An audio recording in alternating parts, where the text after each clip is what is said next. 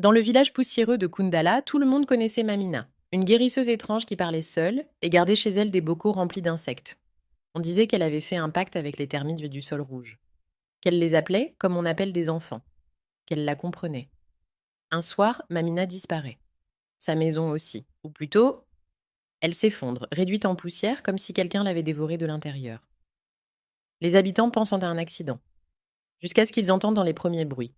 Des chuchotements grouillants, des milliers de petites mandibules qui claquent en cadence, comme si quelque chose respirait sous la terre. Le premier signal, 3 jours plus tard, un garçon, Idriss, disparaît près de l'ancien puits. On retrouve uniquement ses vêtements et une traînée de poussière. Pas de sang, pas d'empreintes, juste des trous. Des dizaines de trous minuscules, parfaitement alignés. Comme si quelque chose avait perforé le sol autour de lui et l'avait avalé. Cette nuit-là, les villageois se barricadent. Sauf que dormir n'aide pas.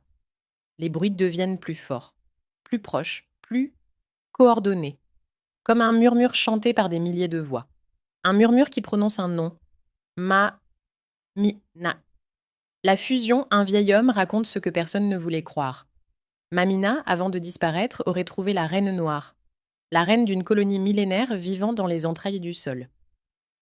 Une entité que les anciens appelaient celle qui porte l'intérieur des autres. Une reine capable d'absorber la chair pour se régénérer. Une reine qui cherchait un hôte humain pour transcender sa nature. Mamina, affaiblie par l'âge et rejetée par les siens, aurait accepté. Elle serait descendue sous terre.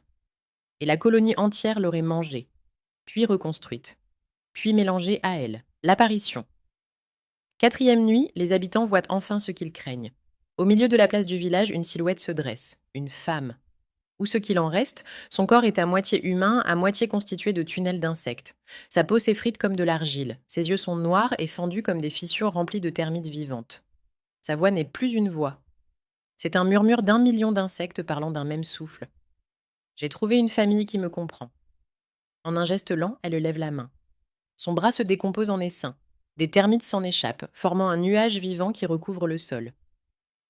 La reine termite avance. Chaque pas laisse une empreinte vide, aussitôt remplie par des insectes qui grouillent et respirent, et se nourrissant de la terre et de tout ce qui se trouve dessus.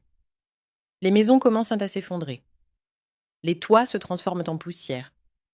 Les portes se désagrègent. Et les premiers villageois sont engloutis. Pas mangés. Intégrés. Dissous dans la colonie, gagnant une nouvelle voix dans le murmure collectif. Un murmure qui répète « Mamina, Mamina, Mamina ».